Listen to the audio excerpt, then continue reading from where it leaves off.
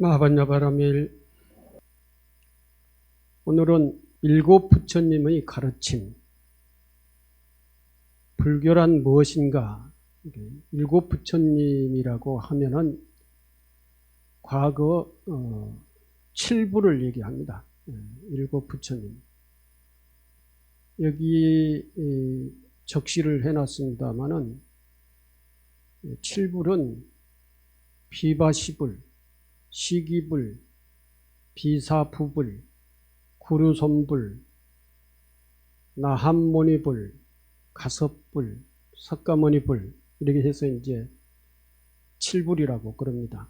이제 과거 아주 먼 옛날 끝없는 무시 이래라 그러죠. 시작이 없는 그 옛날부터 석가모니 부처님 이전에부터 부처님이 이 세상에는 계셨다라고 해서 과거 7부를 말씀을 합니다. 그 모든 과거의 부처님 7불이 불교란 무엇인가 하고 물었을 때 똑같이 이와 같이 대답을 했다 해서 이제 7불 통계라고 하기도 하고, 일곱 부처님의 가르침, 불교란 무엇인가 라고 이렇게 세 가지로 제목을 붙일 수가 있습니다.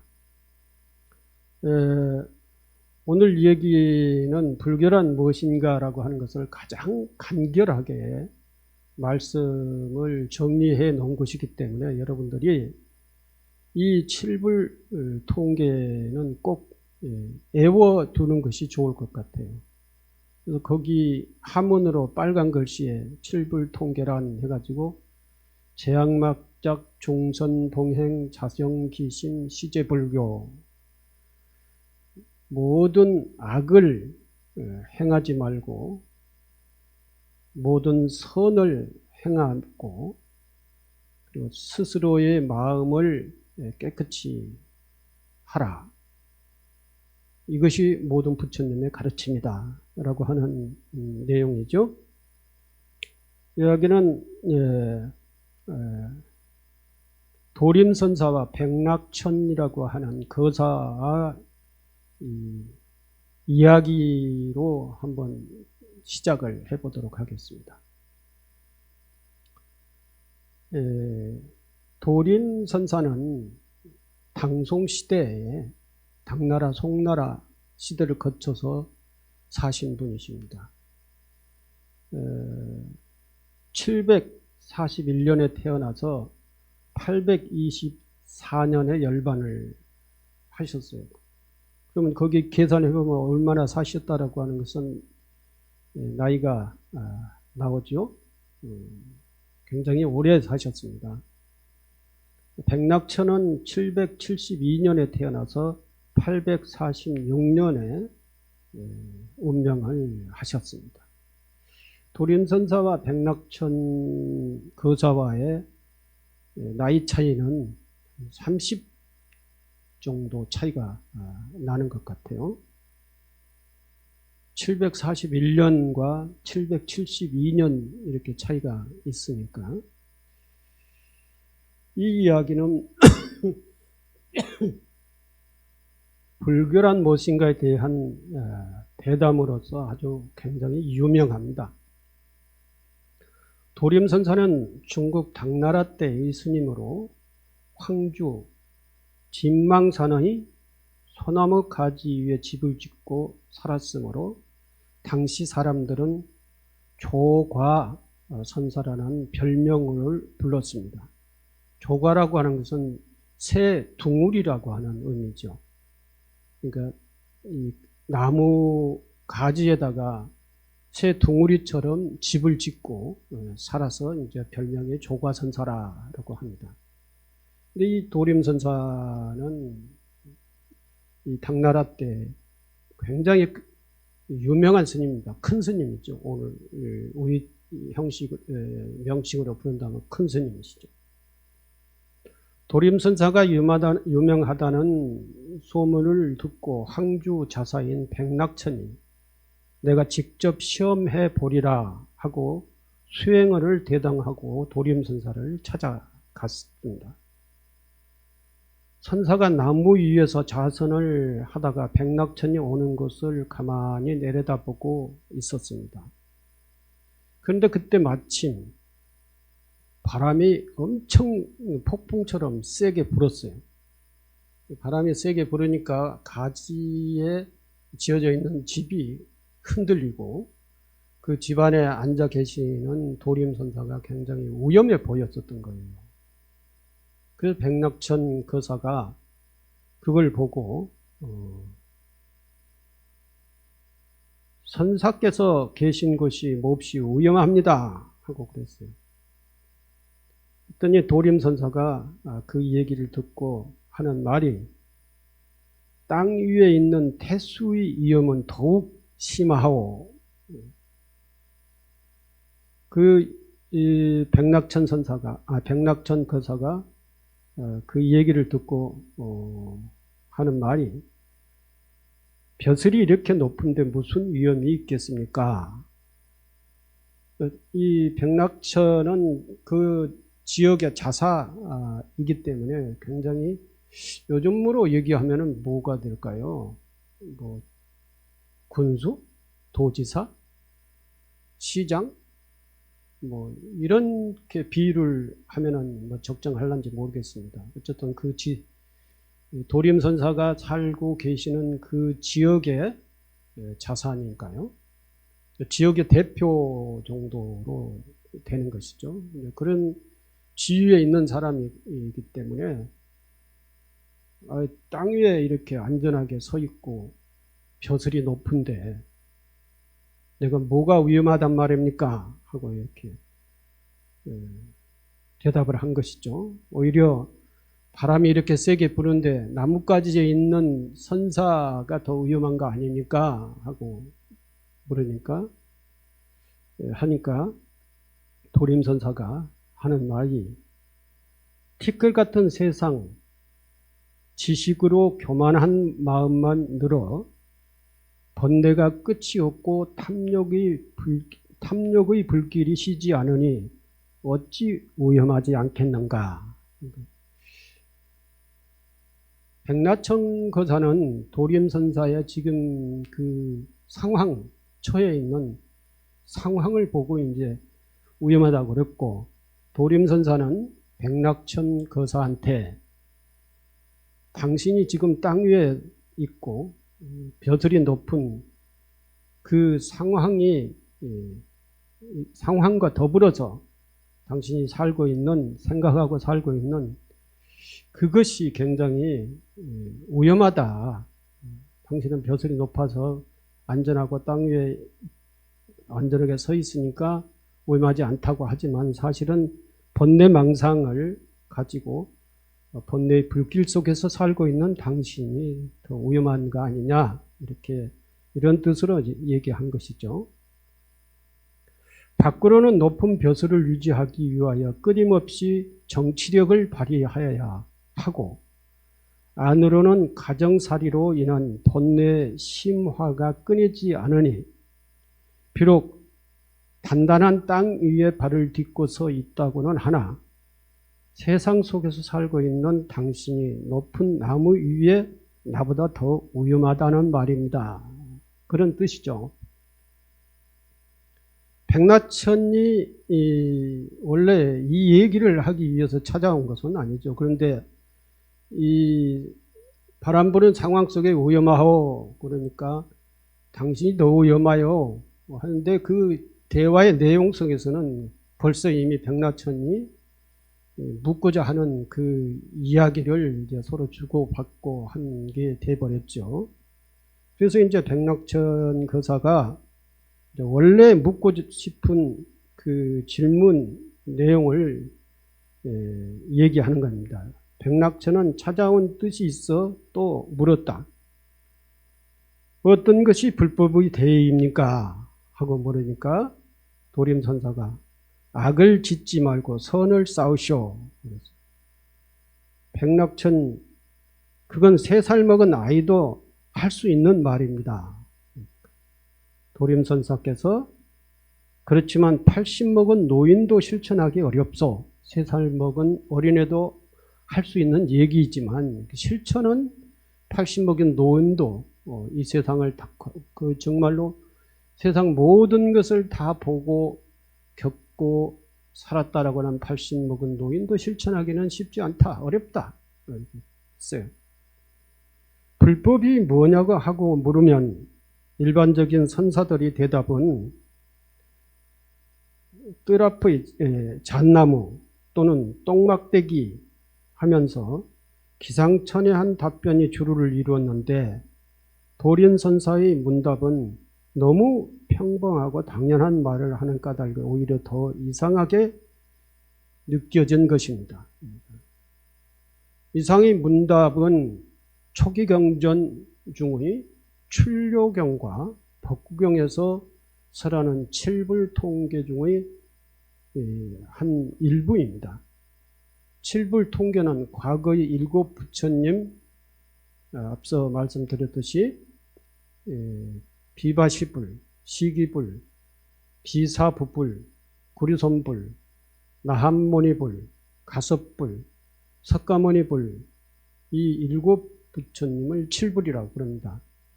부처님이 한결같은 가르침이라는 뜻에서 칠불통계라고 합니다.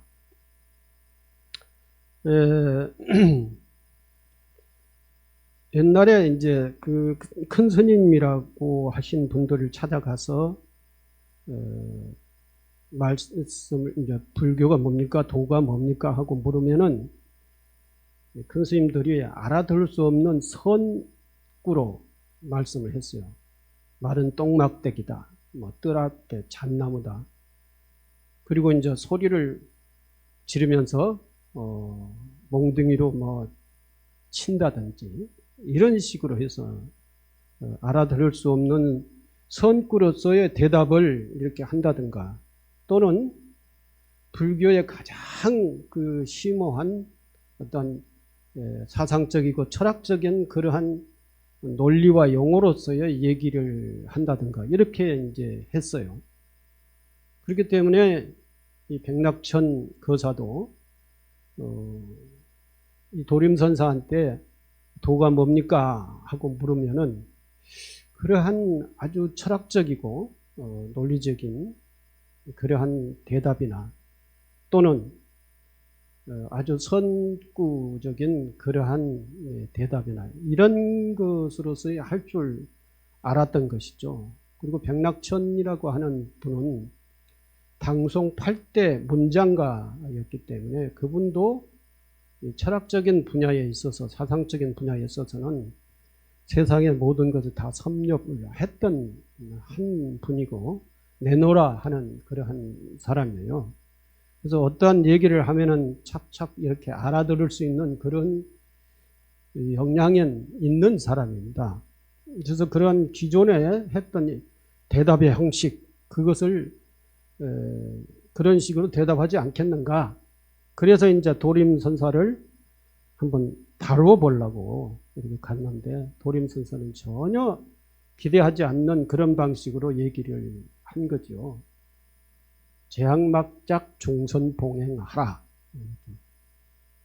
모든 악한 행동을 하지 말고 모든 선행을 하라. 이것이 도다. 이것이 깨달음의 세계다. 이것이 부처의 세계다. 라고 이렇게 얘기한 거예요.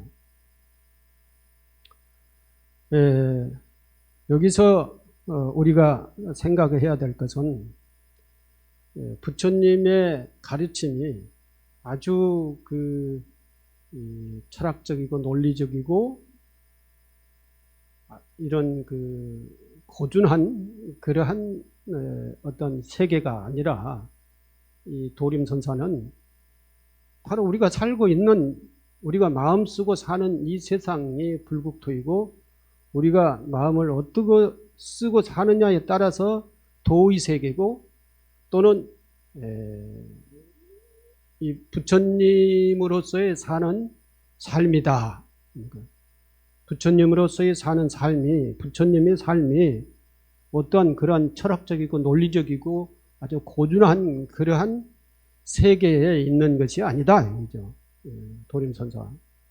도림선사는 이제 깨달음을 이루신 분이기 때문에 깨달음을 이루신 그러한 경지에서 불교란 부처님의 가르침이란 뭐고 도가 뭐냐라고 물었을 때 도림선사는 그런 식으로 대답을 했어요.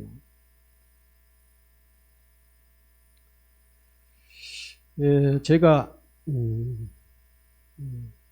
저희 은사스님 방덕스님이라고 하는 분이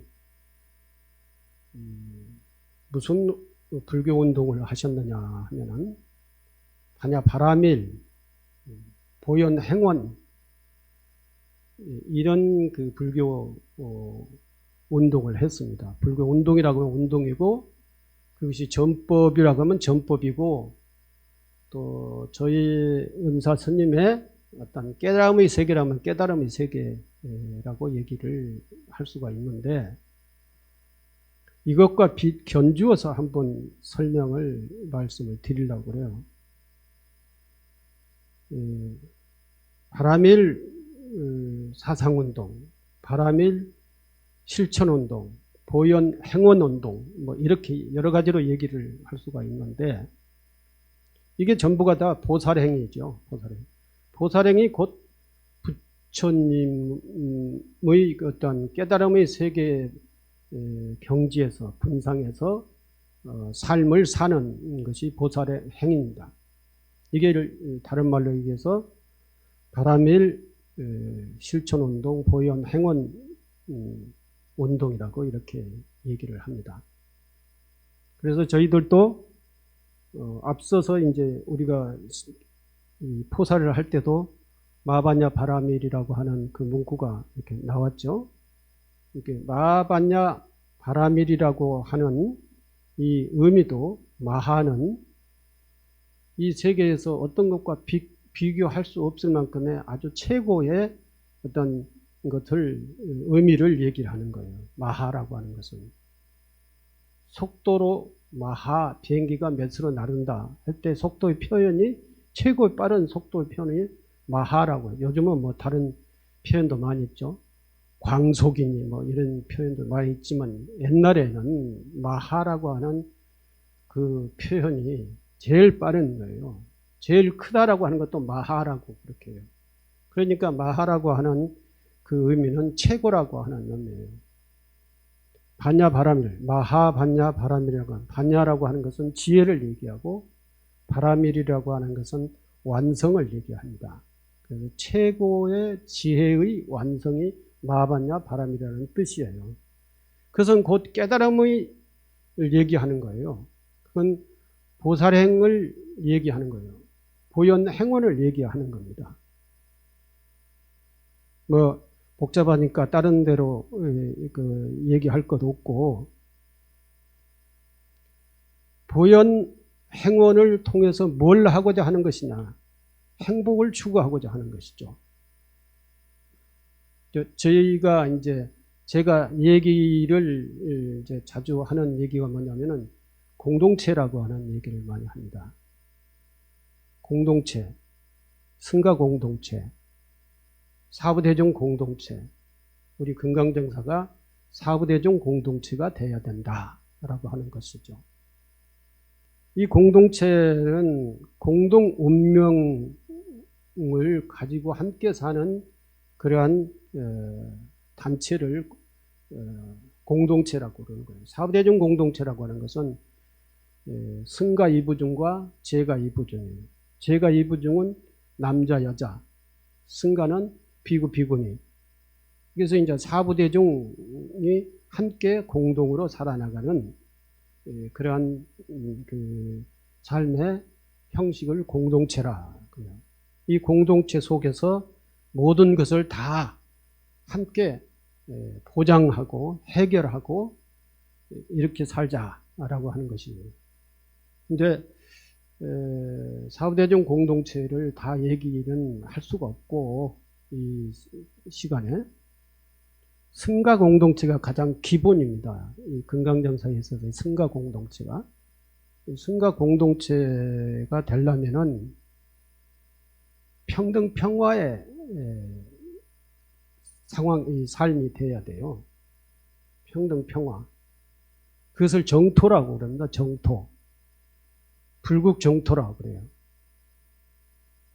불국 정토가 되려면은 뭐가 가장 중요하냐면은 그 승가 공동체가 되려면은 이제 작은 단위의 공동체가 승가 공동체고 사부대중 공동체는 이제 제가자들과 함께 해가는 것이 이제 사부대중 공동체라고 그러는데 일단 승가 공동체만이 기본이기 때문에 승가 공동체가 되려면은 즉 정토가 되려면은 뭐가 가장 중요하냐면은 여기 제학막작 종생봉행 했듯이 모든 악을 행하지 말고 모든 선을 행해야 되는 것이죠. 그렇기 위해서는 제일 중요한 것이 승가의 사회에서는 이게 승가 사회를 일반 가정 사회하고 비교를 해도 똑같은 것이죠. 가정이 평화로우려면은 가정의 화합을 해야 되죠. 화합. 뭘 중심으로 화합을 하는가요? 일반 가정은 한 가족이라고 하는 인연관계로 의해서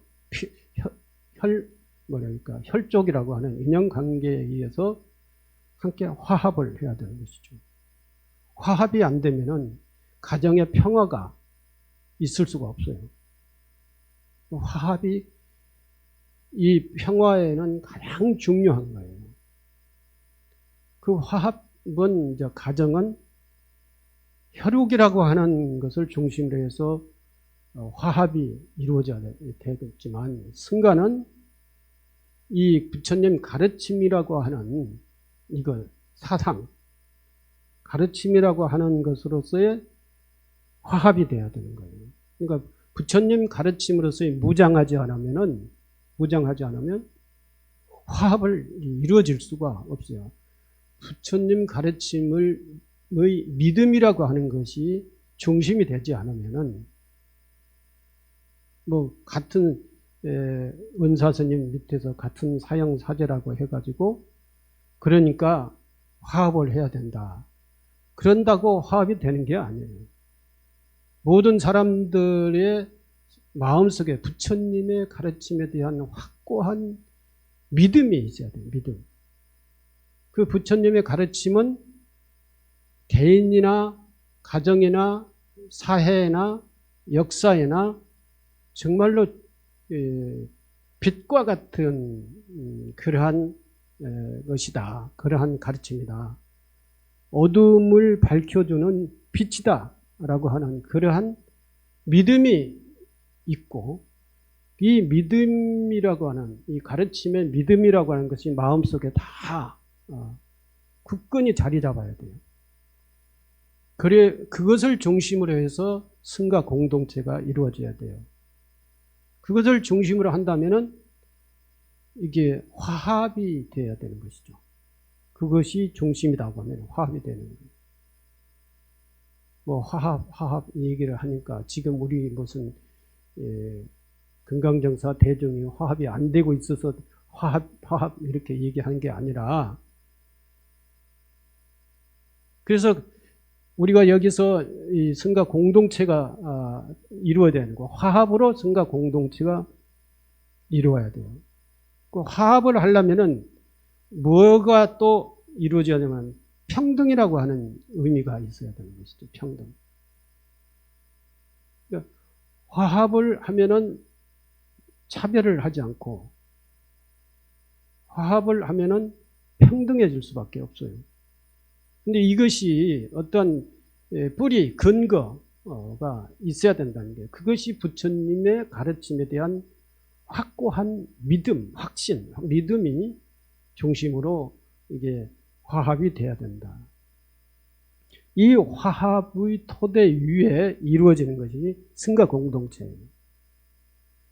혈육이라고 하는 그러한 토대 위에 가족이라고 하는 것이 이루어지고 그 가족이 혈육을 중심으로 해서 화합이 될 때 그 가정이 평화가 오는 것이죠. 평화로운 가정이 되는 것이죠. 따뜻한 가정이 되는 것이죠. 그렇듯이 승가도 역시 마찬가지다. 라고 하는 것입니다. 이 승가는 또 승가의 범주에서 머물러 있으면 안 되는 것이죠. 승가가 존립해야 될 이유가 뭐냐? 승가가 존립해야 될 이유는 모든 사부대령이 같이 공동체를 이루고 살아야 되고, 더 나아가서는 이 사회가, 우리나라가 국가 공동체가 되어야 된다라고 하는 것입니다.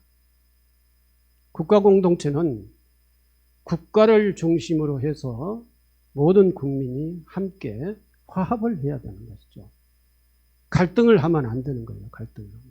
지금 우리 사회는 엄청 갈등이 심하잖아요. 남북이 분단돼서 갈등을 하고, 지역이 분단돼서 갈등을 하고, 빈부가 분단돼서 갈등을 하고, 종교의 갈등도 있고, 또는 각 정치적 입장, 당리 당략에 의해서 갈등이 있고, 그래서 서로 상대방을 공격하고 또 상대방을 제압을 하려고 하고, 이 중첩된 갈등에 의해서 우리 사회에는 불평, 불만이 많아지는 거예요. 국론이 통일이 안 되는 거예요. 그게 맨날 뉴스에 보면은 갈등의 얘기밖에 안 나와요. 이 갈등을 봉합을 하고 해결하고 해소하기 위해서 우리 국가에서, 우리 사회에서 쓰는 돈이 몇 년 전까지만 해도 제가 22조, 지금은 뭐 30조, 40조도 넘었을 거예요. 갈등 해결을 하기 위해서 쓰는 돈이, 여러분들이 쓰는 돈이 뭐예요? 소송비가 아니잖아요. 소송. 이게 가장 직접적으로 여러분들이 쓰는 돈이에요. 뭐 그 밖에 이제 여러 가지 유형이 많이 있겠죠. 그런데 갈등 해결을 하기 위해서 변호사비, 이런 것들을 계산을 해보면은 엄청 돈이 많이 들어가는 것이죠. 그러나 그 갈등을 하지 않고 소송비를 안 쓴다면은 우리 생활이 한층 더 따뜻해지고 평화로워질 수가 있는 것이죠. 그렇기 때문에 화합이 중요한 거예요. 화합은 반드시 그냥 되는 게 아니라 부처님의 가르침에 근거해서 그 부처님의 가르침으로 우리 정신이 무장이 됐을 때 그 화합이 가능해지는 거예요. 저희들이 이제 따로 살자라고 하는 운동을 포교원에서 했습니다. 이제 불교를 굉장히 이론적이고 논리적이고 사상적으로 이걸 접근하면 굉장히 불교가 어려워요. 여기 도림선사처럼 불교를 이해를 한다면은 불교는 굉장히 쉬워요. 부처가 뭐냐? 그러면 부처님이 어떤 사람이겠어요? 부처님은 하문도 잘하고 영어도 잘하고 논리, 심리, 과학, 과학도 자연과학, 이 세상의 이론적인 것, 논리적인 것, 철학적이고 과학적인 것 다 잘 아는 사람이 부처님인가요? 그것은 우리 인간의 삶에 큰 보탬이 될 수 있도록 활용하는 것이지, 그것이 부처님은 아니에요. 부처님은 그러한 것을 추구하고 그러한 그 내용을 갖추고 구성하는 분이 부처님이 아니라, 부처님은 단순해요. 번뇌망상에서 벗어나신, 번뇌망상에서 벗어나고 번뇌를 하지 않는, 그리고 모든 악한 행동을 하지 않는 분, 모든 선행을 하는 분. 여기서 모든 선행이라고 하는 것은 뭘 얘기를 하느냐 하면은 십선업을 얘기해요. 십선업. 모든 악행이라고 하는 것은 십악업을 얘기하죠. 십악업. 십악업이라고 하는 것이 뭐냐? 여러분들 다 알아요. 이제 잘 생각을 잘 기억을 잘 못해서 그러지. 시바겁이라는 것은 5개예요. 5개. 5개가 10개로 구분을 세무화 시키면 시바겁이 돼요. 신구의 삼업이라고 그러죠. 신구의 삼업이라고 합니다. 몸으로 짓는 3가지, 입으로 짓는 4가지, 마음으로 짓는 3가지. 그래서 셋 해가지고 10개가 되는 게 시바겁이에요. 첫째, 살생하지 말라. 뭘로 살생하나요? 보는 걸로 살생하나요? 말로 살생하나요? 마음으로 살생하나요? 몸으로 하잖아요. 손을 놀리죠. 그래서 신업이라고 그래요. 살생하지 말라. 도둑질 하지 말라. 사음하지 말라. 몸으로 하는 이 3가지 업을 신삼업이라고 해요. 몸으로 짓는 3가지 업. 살생, 투도, 사음. 입으로 짓는 4가지 업을 망어, 양설, 악구, 기어라고 해요. 망어는 거짓말을 하는 것이죠. 이거 전부 다 이게 망어가 거짓말, 이 말 저 말을 하는 거, 이쪽 저쪽에 가서 다른 말을 하는 거, 악구, 독하게 얘기하는 거, 욕하는 거, 기어, 사기치는 거, 이게 이제 4가지의 입으로 짓는 구업이라고 하는 것이죠. 그리고 마음으로 짓는 업이 삼업이 뭐냐면은 탐진치, 탐심, 화내는 마음, 진심, 어리석은 마음, 탐진치 삼독이라고 그러죠. 이게 다 합해가지고 10가지에서 이것을 시바겁이라고 그래요. 여러분들 우리 모두가 다 이거 마음만 작심하면 다 지킬 수 있는 거 아니에요? 시바겁. 이거 안 하는 거죠. 안 하는 것이 재앙막작이에요. 그리고 중선봉행은 뭐냐? 이 십선업을 실천하는 겁니다. 십선업의 살생의 반대말은 방생이에요. 도둑질의 반대말은 근면이에요. 어떤 사람들은 도둑질 하지 말라, 베풀어주라 해서 보시가 도둑질의 반대라고 하는데 그것도 맞아요. 그리고 사음의 반대말은 청정행이에요. 청정행. 이 책에는 정음이라고 나왔죠. 정음. 이제 부부관계 외에는 음행하지 말라 하는 것이 정음이지. 그리고 망언은 거짓말 같은 것은 바른 말을 해라. 양설은 진어, 진실한 말을 해라. 왔다 갔다 이렇게 이 사람 말 이 말하고 저 사람한테 저 말하고 하지 마라 이거죠. 똑같이 얘기하려면 똑같이 얘기해라. 진실한 말, 그것도 아무 말이나 똑같이 하는 게 아니라 진실을 똑같이 얘기해라. 악구, 사랑스러운 말, 자비스러운 말 해라. 기어, 꾸며대는 말 하지 말고 진실한 진실을 얘기해라.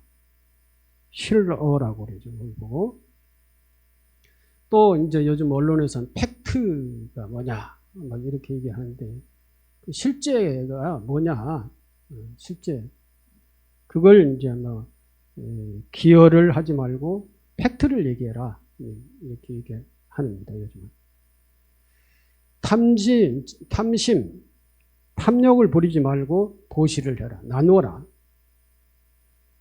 화를 내지 말고 자비심을 가져라. 그리고 어리석은 마음을 내지 말고 지혜를 닦아라. 지혜를 실천하라. 이게 이제 십선업이에요. 그러니까 십악업을 실천하면은 중생이고 십선업을 실천하면은 부처예요. 도설이. 예. 그게 이제 도림선사의 재학막작 중선봉행이에요. 이걸 실천하는 것이 불자예요. 이걸 실천하며 사는 사람이 보살이고 부처예요.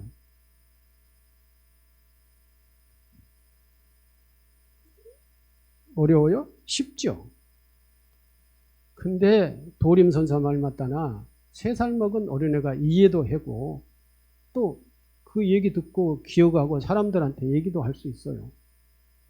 근데 하지만 실천은 80 먹은 노인도 실천하기는 어렵다라고 하는 것이죠. 그래서 80 먹은 노인도 실천하기 어려우니까 불교가 그러면 어려움냐? 이해하는 데는 쉽지만 실천하는 데는 쉽지가 않는 것이죠. 부처님이 그렇게 쉽게 됐겠어요? 불국정토, 원래 우리들이 신앙생활을 하는 목표는 뭐 여러 가지가 있죠.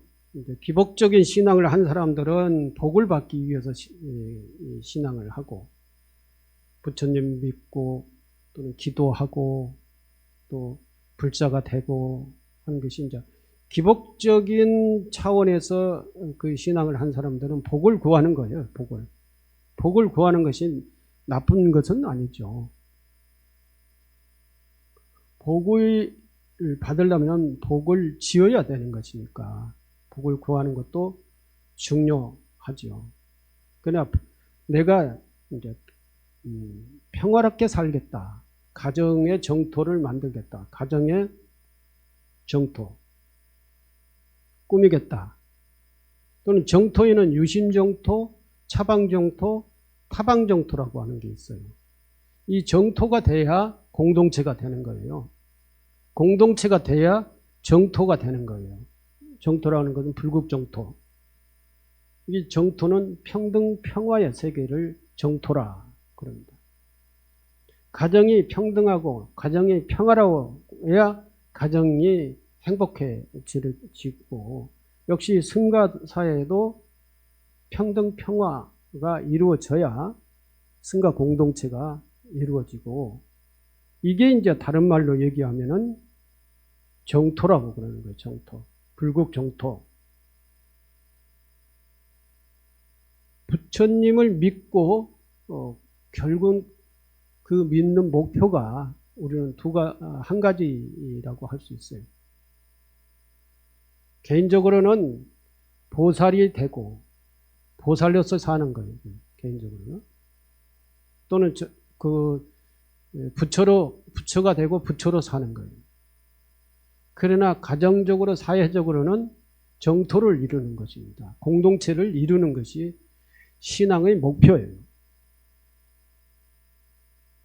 그러려면은 바로 재학막작 중선봉행을 해야 된다. 이 정토를 이루려면. 그게 가정에서도 회사에서도 사회에서도 또는 사찰에서도 다 재학막작 중선봉행을 해야 그게 이제 유심정토, 차방정토를 이룰 수가 있어요. 유심정토는 내 마음 속에서 일단 평화로워지는 것이죠.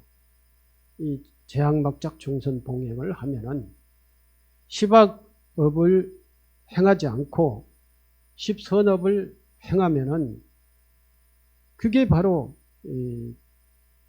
유심정토가 되고 그리고 이제 그것이 우리 가정에서 사회에서 실천을 하면은 그게 가정의 정토가 되고 가정의 행복이 되고 사회 정토가 되고 사찰에서 실천을 하게 된다면 사찰이 모든 대중들이 다 그렇게 실천한다면 사찰이 곧 사부대중 공동체가 되는 거예요. 이게 이제 두 가지 차원이 있어요. 하나는 마음속으로 정토가 있어서 유심 정토가 있고 또 하나는 현실적 삶 속에서 정토하는 것이 이제 차방 정토예요. 이 세상 금강정사, 여러분들 가정, 여러분들이 사는 사회, 지역사회 이게 이제 정토가 되려면은 이제 실천으로 옮겨져야 되는 것이죠. 그것이 내 삶 속에서 실천으로 옮겨질 때 가정에서 사찰에서 또는 사회에서 그것이 실천으로 옮겨졌을 때 그것이 나 혼자만이 아니라 가정 구성원 모두가 또는 이 사찰 구성원 사부대중 모두가 그렇게 했을 때 이 사찰이 사부대중 공동체가 되는 거다라고 하는 것입니다. 그래서 이 사찰이 좀 더 확산시켜 나가기 위해서는 이 지역 공동체, 지역의 정토를 만들어가기 위해서는 지역사업도 해야 된다. 그래서 복지사업이니 교육사업이니 또는 그 밖에 뭐 다른 어떤 사업들을 이렇게 펼쳐나가는 이유가 바로 이 지역사회에 기여를 하고 지역사회 공동체를 만들어가기 위해서 우리가 이 지역사업을 하게 됩니다. 우리가 지역사업 해가지고 돈 벌기 위해서 하는 겁니까? 계속 돈을 투자를 하잖아요.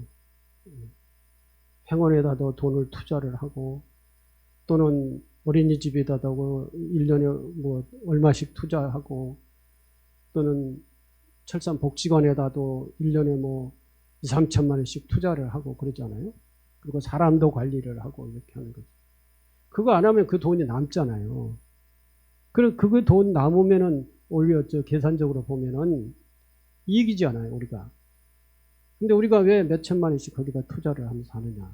그 이유는 이 지역사회 복지 사업, 어린이 교육, 행원의 그 도시락 사업, 이거 전부 해서 어려운 사람들을 돕고 어르신들, 어린이들을 뭔가를 기여를 하고 하기 위해서 그래서 이 광명시가 살기 좋은 이 시가 되게 하는데 조금이라도 우리가 기여를 부처님 자비가 그런 식으로 실현이 되는 그런 쪽으로 하기 위해서 이제 복지 사업을 하는 거라는 거죠. 이런 생각들이 끊임없이 지속적으로 집중적으로 하다 말고 그런 게 아니라 계속 진행이 돼야 된다는 것이죠. 그래야 우리도 성장을 하는 겁니다. 우리가 그런 사업을 통해서 보살심을 갖게 되고 자비심을 갖게 되고 지역 사랑이나 사회 사랑을 하게 되는 것이죠. 이게 이제 성장이 됐을 때 우리 금강장사가 그야말로 이 광명시 지역과 함께 성장을 할 수가 있는 것이죠.